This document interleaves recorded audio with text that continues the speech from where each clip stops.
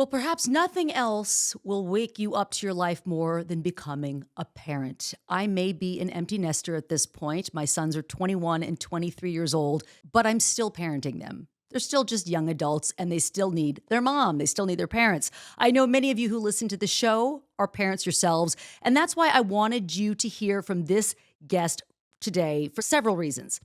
Michelle Icard has worked with parents, children, and teachers for more than 20 years. She creates curriculum, books, and programs to help them better understand and navigate early adolescence. Her books, for me, were a tremendous resource when my boys were younger. I really find her work to be invaluable. She taught me so much through her books and through conversations. And Michelle is also a mom herself to two successful, well-adjusted, grown children.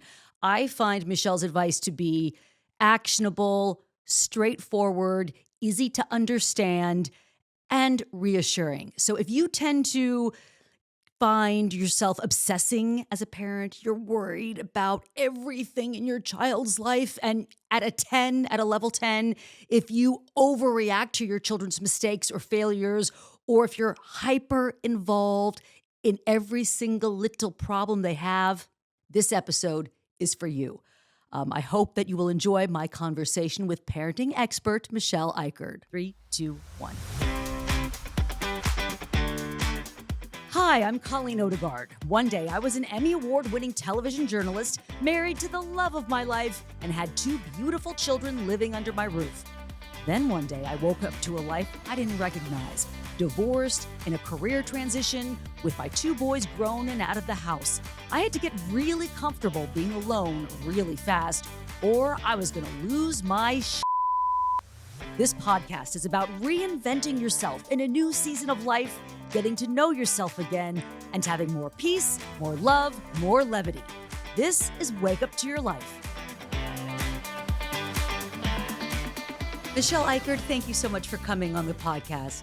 I love spending time with you, Colleen. Thanks for having me. The feeling is mutual. I love talking with you, and I love all of your books. I've read them, and they're just so helpful. So you're a wealth of knowledge when it comes to raising and parenting teens and tweens. And I even employ so much of the information that's in your books with my young adult children who are now 21 and 23, but I think it's still relevant. I'm glad to hear that because I like those time periods of early adolescence and the high school years, but I think that the strategies are relevant to other ages. And I've had people say to me, oh, this is working. I'm using this with, communication skills with my husband or at my law firm. So I love to get the feedback that this works beyond just the little age group that I love so much. Yes, I do believe those communication tips and strategies work with everybody That's really you come nice. into contact Yay. with. So the work you're doing is very important, very important. So I appreciate it.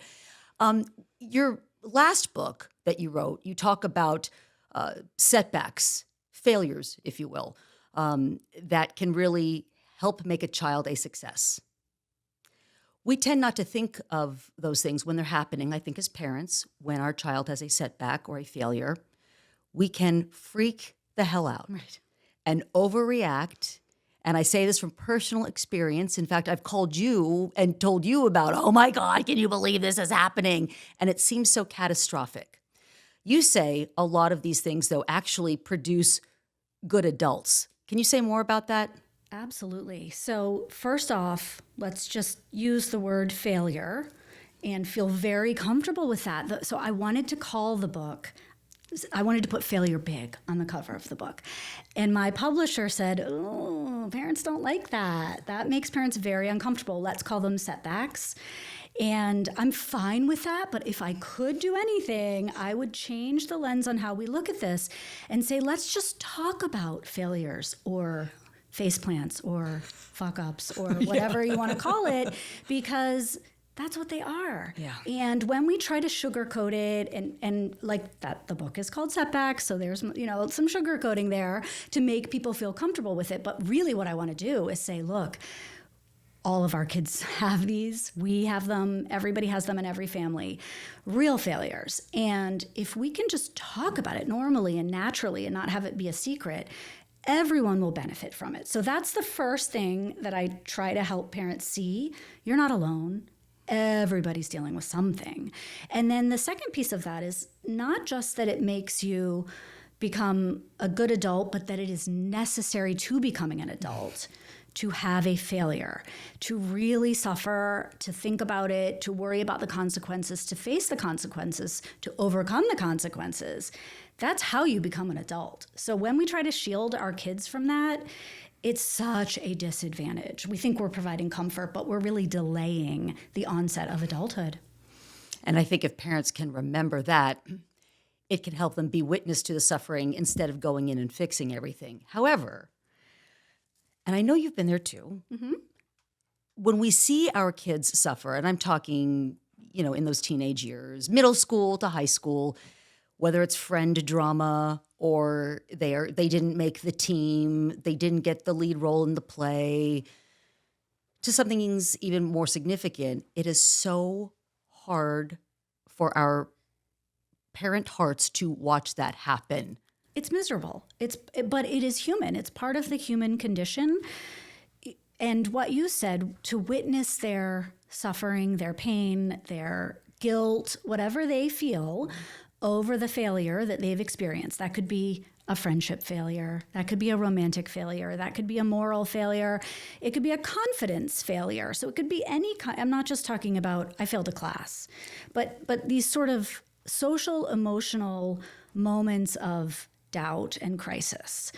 When we can watch that without too much intervention, there is some intervention that's necessary, particularly if the failure is one of safety, right?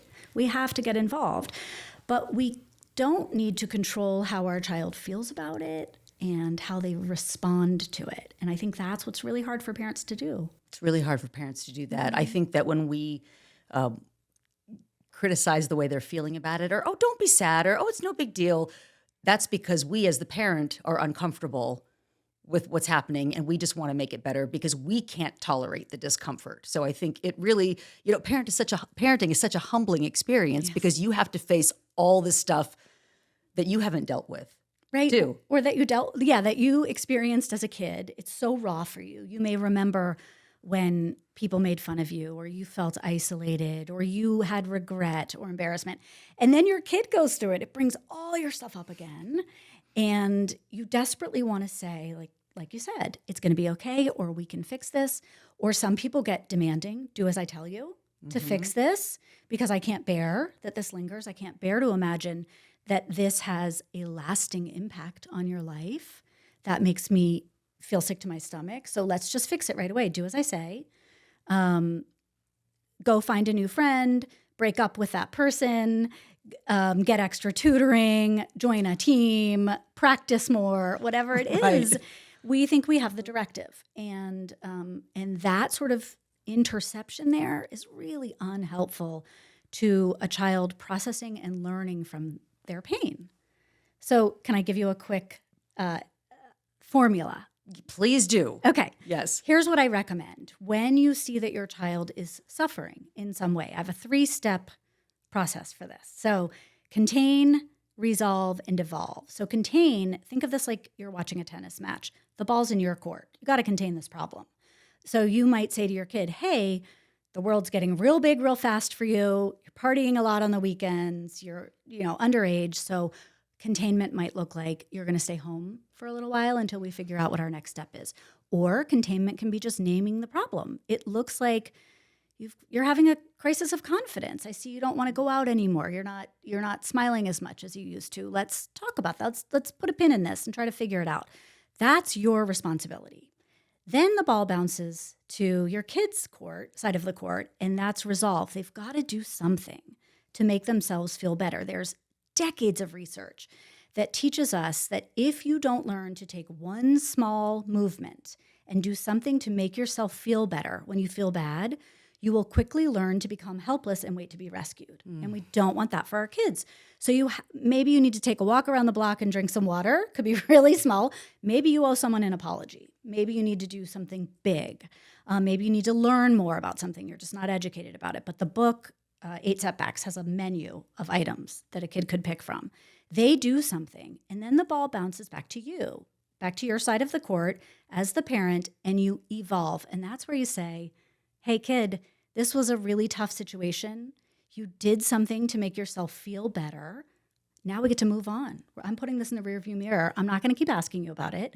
I'm not going to check and make sure you learned your lesson. That's pressing the bruise. And that makes your kid focus on the pain instead of what they did to feel better. And this is where we want our kids to grow and learn. I'm not just going to sit here and suffer in silence. I'm going to do something about it. What if kid doesn't do something about it after even if they use your book as a template and they say, here are some options of ideas about things you can do after a setback like this. What if kid just doesn't do it and hides in his or her room and scrolls? Probably they'll keep making the same mistake. And that's really common. And I want parents to know it's not a big deal. Your kid might faceplant over and over again on the same issue, but who learns a big life lesson in one euphoric moment? Very few people just have an epiphany and are like, oh, wow. Right. Our good friend, Rosie Molinari, always says the universe turns up the volume until you hear the lesson. So maybe they don't do anything, and then they experience the same pain or regret or guilt or whatever it is, and the universe turns up the volume, and next time it's a little harder. And then it gets a little harder. Eventually, the kid will learn, I've got to do something. But importantly, they don't have to do the perfect thing. This is another way that parents get sort of caught up. They think what you need to do is go to that person you had a fight with. You need to apologize. You need to write a letter. You've got to journal about it. I don't want you to see a therapist. And I want to make sure also that, you're not blah, blah, blah, blah. Yes. It's not a huge, monumental, perfect solution. All we want is for kids to do one small thing. That's what the research shows us will help them eventually process. So just do something little each and every time. And even though it might not be the perfect solution, it will accumulate over time in their sort of mental muscle. Okay, I do something small when things go wrong. I don't have to have the perfect answer every time. That's really good. As you're telling this story, it's making me think about a very good friend of mine who has a daughter in middle school. Big blow up with the friends. And now daughter is saying, I don't have any friends and I have no one to sit with at lunch. And at lunch, she goes and hides in a tutoring room or, goes in the bathroom, goes off somewhere by herself so no one will see her. And my friend, mom, wants to, well, you got to do this and you got to do this and you make sure you say this and do this and have you tried this? And my advice to her was, what if you just listen to her? Yes. And trust that the universe will turn up the volume. She's going to figure out, oh, I need to issue an apology. Yes. Or I need to extend the olive branch again. Or I need to try to make things right. What if you just listen to her is so good? Because maybe what she needs to do, maybe her action is talking about it. Maybe ultimately the best thing would be if she went and apologized, but she's not there yet. She's not ready for that. So maybe the first step is just being able to sort of puke up all that information, right? Right. And if the mom is not listening with the real intent of just taking it in, but is listening to point out what the daughter can do, then the daughter's not really purging all of that information because she knows as soon as she starts to talk, the mom's going to offer up a solution. And that's not a good way to get your kid to sort of communicate with you, right? Because then they become guarded and they're thinking only about, I know my mom's going to say this, so I'm playing a game of mental chess now, where I have to say the thing that will please my mom enough to get her to be quiet, and I can't really say what's on my heart and mind. So the daughter is going to spend some time in the bathroom stall or in the tutoring thing or whatever, and then eventually, if she feels confident because she can say whatever she wants to her mom, she feels like I'm a person, I can trust my gut, I can say what's on my mind, she'll get to the place where she can sit next to somebody else at lunch. But it's a slow, steady process, and we as parents, we want perfect solutions too quickly. That's so true. We do, because we can't stand to see this. Oh my gosh, Right. She's alone at lunch. Try talking to this person. What if you talk to this person? What if I call the mom? What Yes. if we do this? Guidance God. counselor. Right. Right. We'll a get the big school one. involved, Yeah. and all these things because we want it to be fixed because we can't stand to see our child hurt. That's right. Kids need to learn how to be comfortable with their own discomfort.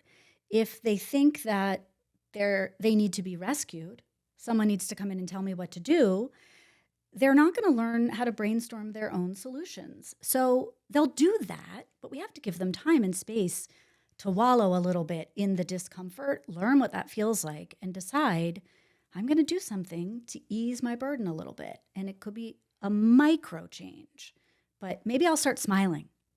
Maybe that's what I'll do. Yes. Right? I told you a story recently. I love the story. About my daughter who was shy and anxious as a young girl. And she graduated from college with a lovely group of friends, and then went to law school. And before she went to law school, she came to me and said, I've made a decision. I'm going to reinvent myself as someone who doesn't have social anxiety before I go to law school. And she did. She said, all I did was go into school and I smiled at everyone and I said, hi. And I asked them questions and it worked. People started saying hi back. It's a self-fulfilling prophecy, of course, And she was like, I can't believe that it actually worked. So micro changes can lead to huge changes, but we have to let our kids do it at their own pace. Isn't that the best story? I just love when you told me that. I said, I want to interview Ella on the podcast because I think so many of us grownups can learn from that. We think, oh God, I'm just a shy person. I'm just anxious. You can make a decision and make a small step, like try making eye contact and smiling at people. It's amazing what happens when you do that. But she wasn't going to make that decision in high school. And she kind of made it in college a little bit. She wasn't ready until she was ready. And so the mom in your story wants the daughter to be ready before she is. And you just have to wait. You just have to wait. Gosh, parents don't like that. They don't like it. Again, I think it comes back to what the work that parents have to do. Because I remember, when my kids were in high school and my son Anthony going through a really difficult time. And I was doing everything wrong. I know parents, it comes from a place of love. It's because you love your child. But we are getting in the way oftentimes of their development. Yes. When we intervene too much and say, do this and do this and do this, filling out his college application, I'm sitting over his shoulder and, okay, do it. First year college didn't go all that great for him. Gee, I wonder why. And it's hard. Yeah. It's hard. You're right. We do it out of love. Our intention is good. I really think we think parenting is intuitive. And so much of life seems like it should be intuitive. Eating, for example, our health, things like that. And it's not intuitive. Feeding a child, we think, should be intuitive, and it isn't. There's a lot of education that we need to have instead of just saying, I hate when people call moms mama. Like, that's like a big, but this kind of trust your gut mama way of parenting. I'm like, I'm totally with you on that. Do you have a good gut? I don't know if you should trust your gut. You should read a book. Yeah, you should read a book and get some information from experts. Yes, certainly there are times when you know your kid best. And I don't want to step on people's heels there, but there's a lot that we just don't know because we're not experts and we haven't studied it. But other people have. So lean into that research, figure out what's out there. And what I'm saying is, we know from research that your child needs to feel their own discomfort and find their own solution to their discomfort. Your job is to create opportunities for them to find that. And when you tell them what to do, you don't do that. You don't create opportunities for them to find what works for them. You're saying what would work for you. It's not the same. No, it's not. Yeah. That's such a good point. And then I think they don't ever develop the confidence that they need to be able to handle problems. Like, I don't know what to do. Right. I don't know. Oh my gosh, I got to call my mama. Yes. Kidding. My mama bear will get this for me. Yeah. Again, people rarely get it right the first time. Mm-hmm. You have to try a bunch. And I would like for that to happen while a kid is still home with a safety net, instead of trying to figure out what their coping skills for discomfort will be when they go off to college. Because you know what it's going to be when they go off to college. Mm-hmm. If they haven't already figured out what their coping skills are for discomfort, boy, there's a whole buffet of those at college that you don't want your kid to get too involved in. So let it happen young and let it happen often, that your kid screws up, they hurt someone's feelings, they are mistreated by a friend, they date the wrong person, whatever it may be, they lose their job, they get fired, whatever. Let that happen while they're young so that they can figure out how to cope and be resilient well before they leave your house. And again, as the parent, we're not saying don't do anything, but listen to your child, ask them questions. Yes. Well, what are some things you think you could do about that, honey? Right? Questions like that? I would say, yes, that this is a painful situation. I can see it. I can feel it. I have felt it in my own life. What can you do? Yeah, what can you do to sort of ease the burden of this pain? I would love to go through a list with you. We can bounce ideas off of each other and talk about, what might happen if you tried X, Y, or Z. But the kid is the one who has to do it. So a lot of times parents will say, I'll email the teacher. I know you don't want to take that test. You're not ready for the test. And truly, you've had a lot going on. So I'm going to email the teacher and I'll let them know. Or I'll get with the other parent and find out why you weren't invited to that party. Instead, you just say, oh, that is painful. I'm so sorry. I feel it too. What is one thing you can do, and I will support you in it, that would ease the pain a little bit? Yeah. It's brilliant. And maybe they'll say, can you watch TV next to me? And that's a good enough step. I would love to. Let's just watch some TV together. Once that happens, your kid goes, okay, my mom's not freaking out about this. We could just watch TV together. Maybe the next step is, as they're watching TV, they're ruminating a little bit and they say, I think I want to ask the other person why I wasn't invited to the party. Or I think maybe I'll text a different friend and see if they want to do something on the night of the party, whatever it is. But it's going to take some time for your kid to say, all right, my mom doesn't have an emotional reaction to this. She's cool, calm, cool, and collected. And this is as true for dads and grandparents. I'm just saying moms because I'm a mom. But yeah, they need to see that your emotional well-being isn't reliant on their emotional well-being. They need to be able to feel all the feelings here and to know you're going to be a rock regardless. So it's okay if you cry a little. It's okay if you have an emotional response, but you want to just say, okay, I had a feeling there, big feelings, and now I think I took a deep breath. I feel like I have this under control. Let's figure this out together. Yeah. As a parent, you want to minimize your freak out. You really do. Yeah, I remember you years ago telling me about something you call Botox Brow, that when your child is coming to you with something, to just have a Botox face. Keep your face in repose. You want to be neutral because scientifically, we know that kids use a different part of the brain to read facial expression. Not kids, I would say adolescents, so tweens and teens. This is not true for your second graders. But starting in fourth grade, probably, all the way through age 25, your kid is going to be using the amygdala, which is the emotional center of the brain, to read your facial expression. They are not using the prefrontal cortex. The prefrontal cortex is what we use at our age. Hopefully. Yes, yes. And it's great at reading facial expressions. Yeah. The amygdala is terrible at it. So they will misread your expression as anger, even when it's not. So you have to really practice. I tell parents, pretend you are a celebrity on a late night talk show who's been over Botoxed and you can't make an expression. So that doesn't mean you are wide-eyed. You're just as plain can be. And you're going to feel that it looks like you don't care, and your kid's going to love it because they're not going to misread that you're angry when you're not. So you have to be neutral. It's very helpful. I have used that. I still use it with my children. It works wonders. They are far more open, say more. Yes. When I do that and when I don't ask weird probing questions, which I have a tendency to do at times. Well, it's your job. Yeah. But yeah, you want to keep your questions global. So if you want to know about a topic, don't ask, hey, do you know kids who are vaping? Have you ever tried vaping? That's a weird, invasive question. Yes. But instead, if you want to know about it, you can say, I don't know a lot about vape because I didn't grow up with it. How does it work? What do they teach you about it? Tell me about it. Do you think adults overreact? Is it an epidemic or is it not that much of a thing?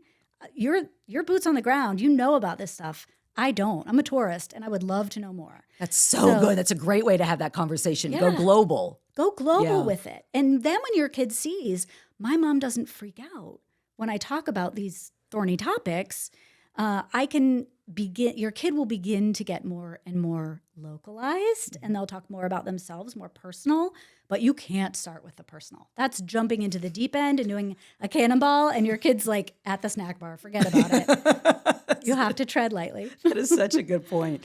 What are some other setbacks that or, face plants, fuck ups, as Yes. you said, that you see parents overreact to or really get worked up about? Yeah. The two that I think parents have the hardest time evolving past. So remember, the 3 steps are contain, resolve, and evolve. Mm-hmm. And evolve is I'm putting this in the rearview mirror and onward we go. The two that I think are hardest for parents to evolve past are failure to take care of their body. So putting their body in physical harm. You and I both know a lot about this. Yes. Right? So this could be a kid who plays sports or a kid who takes stairs, or depending on the kid's age. This could be a 5th grader who refuses to wear a helmet when they skateboard. This could be a high schooler who's really starting to party and is scaring you. Mm-hmm. That's one that I think parents have the hardest time evolving past because it's terrifying. It's really scary. When your child has a brush with death, when their safety is compromised to the point that you worry about their physical well-being going into the future. That one. And then the other one is failure to connect with peers. So this is your friend's child, for example. And it's so common that at some point during adolescence, most kids are going to experience isolation. And that is a tough one for parents to move past too. They want to keep pressing the bruise. And that one sounds like we try to disguise it, like we're not pressing the bruise, but we'll say, hey, how's everything going? You mentioned a girl in your math class named Katie who you said was nice. You think maybe you could see if she wants to do anything this weekend? And that feels to a child like a real lack of confidence, even though it sounds sweet. So those are the 2 failures that I think parents have the hardest time getting over. But as soon as you can, and I urge you to make it as quickly as possible, as soon as you can say, that was a really hard thing to go through for both of us. You handled it well. I see you're doing things now that show me that you have confidence and that you're moving forward, whether that's going to school every day for the kid who's isolated or being able to just talk to you about the experience with their physical safety. That's a big step. So whatever your kid is doing, you can acknowledge it and say, I see you're moving forward and I'm impressed with that. I'm going to talk about this anytime you want to, but I'm not going to bring it up myself. I'm going to put it in the rearview mirror and assume the best going forward. And with any luck, it works. Yes. And in reality, maybe you have to deal with another incident. Maybe your kid didn't learn the lesson the very first time they touched the hot stove. And that's okay. That's not a failure on anyone's part. That's life. The volume goes up a little bit. Yeah. I remember one time, again, and this is my older son, Anthony, he was on top of his car and had his friend driving it through a very busy parking lot where a lot of the teenagers would hang out. Mm-hmm. And then he actually stood up on the car. He broke his sunroof. Yeah. This is how I discovered it, because the sunroof was all jacked up. Mm-hmm. I said, what happened? And then he finally told me, well, I was on top of it. I said, wait, you're standing on it while your friend was driving? Oh my God, you could have been killed. Like, that's not, what were you thinking? What were you thinking? I think he learned the lesson, and I tried to shut up about it after that. Yeah. But, then I think about the stupid things I did when, me and my best friend, when we were 14 years old, no driver's license, nothing. Her parents would go out every weekend. We would sneak out, take her parents' car, and drive all over San Jose, California. It's terrifying. It's terrifying. Life is terrifying. And I know you and I both watched The Pit. And The Pit is the best TV show ever. God, I watched every single episode, and I want to watch them all again. I could watch them all again, me too. I could easily watch them all again. I now have like 8 things of Narcan, and I carry it everywhere. I'm like, my kids think I'm crazy. I'm like, you never know. Someone might need it. I might save a life someday. I fancy myself a little bit of, Dr. Robbie. Like, I may just save a life. But life is terrifying. And kids do stupid things. And when we say, what were you thinking? They have no idea they weren't. That's the point. They weren't thinking. That's the point. Yeah. They cannot tell you what they were thinking. We know that kids overvalue the social reward of people thinking what they do is cool. Again, we know this based on research. And so it's not so much that he thought to himself, this might be cool. It's that they are programmed to separate from us and find acceptance among their peers, because that's life. They don't live with us forever. off they go into the world away from their parents, and they have to figure out how their tribe will protect them and keep them safe and how they will be successful. And so much of that in middle and high school is through peer acceptance. And so without making a decision, they chug alcohol at a party because it looks cool. They ride on the top of a car, like it's a surfboard because, people are cheering them on. Yeah. There's a lot of social approval that comes with high risk behavior. And so it makes sense that they do those things. And yet it is our job to keep them alive and healthy. And so I would come down really hard on either of those things, surfing on the car or drinking alcohol too much when you're too young. I would come down hard on that with the understanding that my kid is no different than any other kid who's just doing what kids do at that age to seek peer approval. And what we did to thrill seek. I think it's very normal. And also those are occasions where we as parents would have to step in and say, ooh, time to contain things. You're taking risks that could really injure you long term. So again, the world has gotten too big for you too fast. Let's shrink it. And now you tell me what you can do as the next step to resolve this. And for a lot of kids in those situations, that's rebuilding trust, right? So then the kid has to come up with, how am I going to rebuild trust? Well, I'm going to check in with you when I go out. You can drop in and see what I'm doing, that kind of thing. Those are tricky situations that parents will probably have to navigate in some form or another. Can we talk about how parents can help their kids individuate? Because that's the thing that happens in those years. Parents can sometimes get their feelings hurt by that, but it's a totally normal thing. Giving them some independence, but also keeping them safe. I remember I used to let my kids go to this shopping center not far from the house, and they were in 6th grade. And I would let them go there alone. It didn't seem weird to me, but some of their friends' parents wouldn't. And there might be a parent kind of lingering and keeping an eye on them. And I just remember thinking, God, I used to do stuff like that. And, for people who say, oh, but the world is so crazy. And oh my God, what if somebody kidnaps them? Yeah. And I thought, but that's probably not going to happen. That's probably not going to happen is exactly right. Oh, people are all wrong about this. They're all wrong about safety and statistics. And the way that they justify being wrong about this is, well, I couldn't live with myself. Even if it's a very small chance, I couldn't live with myself if I let my 5th grader go up to the convenience store to get a candy bar without anyone there and someone snatched him. Yeah, of course you couldn't live with yourself. But that's not the point. Right. Who in the world would expect you to just be like, meh, I got another one. It was not a big deal. So that's an insane response to that. I couldn't live with myself. Right. We know that. That's not, presumably, if you were in a car accident and your child died, you'd have a real tough time with that too, right? But I assume you drive your kid places, right? We take risks all the time with our kids. And we justify it because we feel like it's a social norm and we should do that. I think what parents are really worried about more than the snatching is what will other people think if something went wrong. No one will think anything badly about me if we're in an accident in the car. People would say, of course you drove your kid to the doctor's office. That's a normal thing for a parent to do. I think what they're really worried about is the judgment that comes with, if something bad happens to my kid, will someone think that was a terrible decision to let your kid go up there? And again, I don't think that that's something that is reasoned out in a parent's mind. I think that's something that has been trained into being a parent in the age of, all the programming that's on TV about kids being, I don't watch those shows.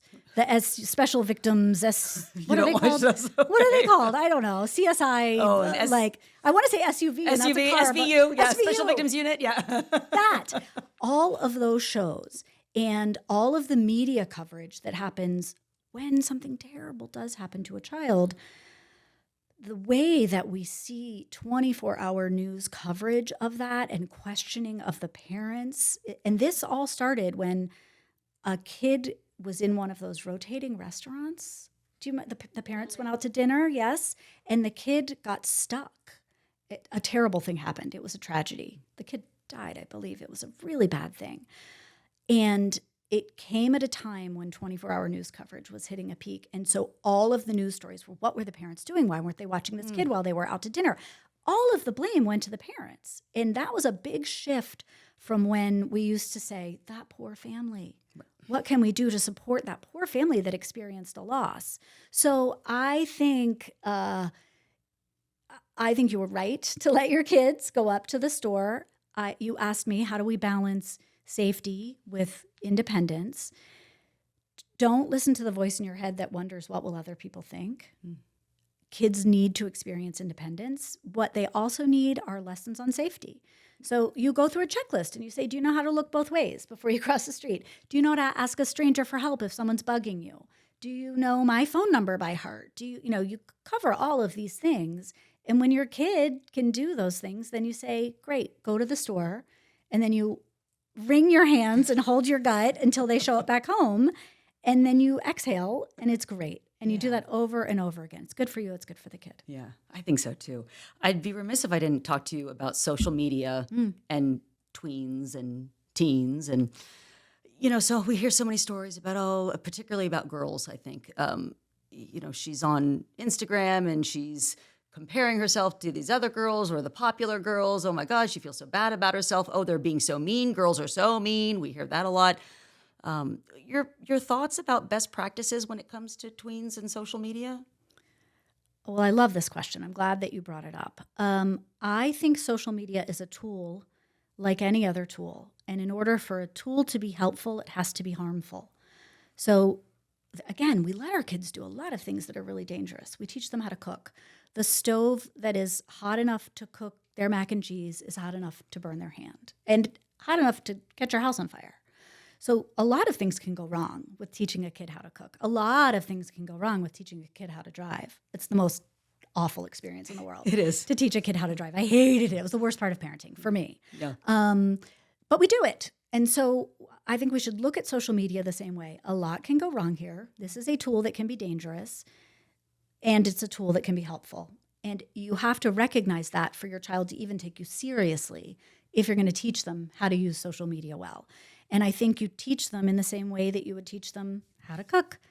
You start with, you're going to cut this apple, and I'm going to hold your hands. We're going to do it together.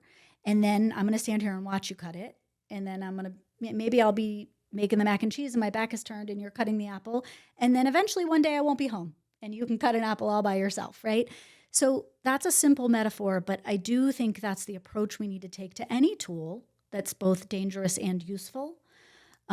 So I would say to parents, you want to be there at first and you want to be talking about things like how you curate an algorithm, how you see more of things you like and less of things that make you feel uncomfortable. I want you to talk about body cues. What makes you start to feel bad? Because I know for me, I love TikTok.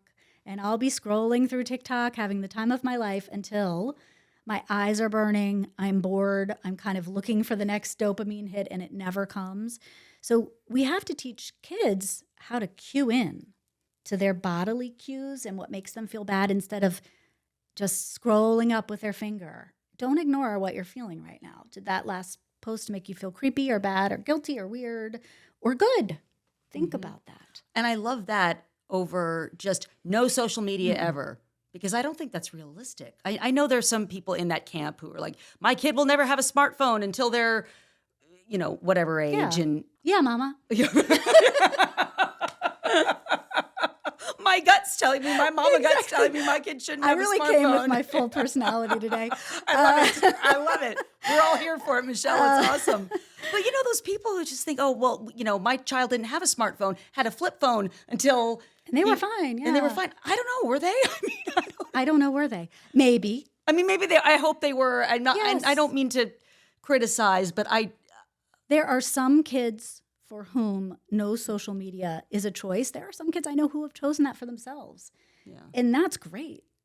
But if they're not choosing it for themselves and you are, making that choice for them because you think you're going to raise a healthier, a happier, more responsible, kid, you might need to second guess that. And again, I'm speaking so broadly. If you have a fifth grader, maybe that's so different. I was going to ask you at what age. So we should probably be a little more age specific here. If you have a 17-year-old and your rule is my kid is not allowed to have social media, I think, I wonder why. Yeah. Because they're Amish, because they're churning butter. I don't know. It's weird to me. I just think at that point, if your child wants to.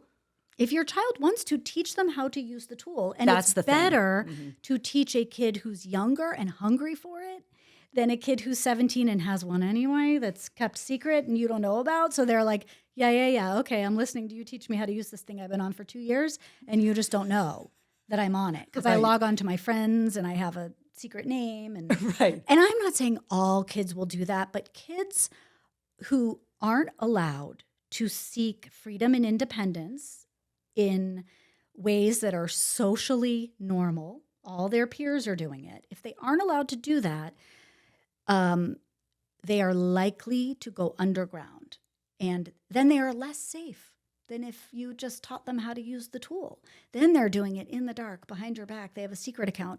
And you have no idea if they're talking to 40-year-old men on that account or whatever it might be. So I would like to see parents, instead of just saying, hell no, we're never going to have social media, to saying, at a certain age, we're going to have it together. I'm going to cut the apple with you. I'm going to be on the account with you. And then, the way I did it with my kids, and this was way back when, my kids are now 25 and 22, 24 and 22. I said, okay, first you can have an Instagram and I'll be on there with you, and you have to have a silly name. It can't be your name. So it was like soccer star or whatever, and then you could earn your way to using your first name only. And I can remember the day I told my kids that they could have their first and last name on their Instagram. One ran through the house shouting for the other, like, we can use our name, screaming it. But I had to see, can you use the tool for a while? Yeah. Can you be responsible with it? And how do you react when someone says something crappy to you? Yeah. Which happened because their accounts were just silly names. So that allowed people to say things, So I wanted to see how they responded to all of that. It's very helpful. I hope so. It's very helpful. Yeah. For me, by the time a kid is in high school, if they've had some practice with social media throughout middle school, then by the time they're in high school, I probably wouldn't check their DMs unless I had a real red flag that something was going wrong. Mm-hmm. So if my kid were acting depressed, if my kid were, I don't even know. But this is where I say trust your gut. Yeah. You as a parent know when your child isn't behaving like themselves. And all adolescents don't behave like themselves for sometimes. They go in their room and they cocoon, and that's normal. They're mad at you, and that's, annoying or whatever. But they cycle in and out of these kind of moods and behaviors.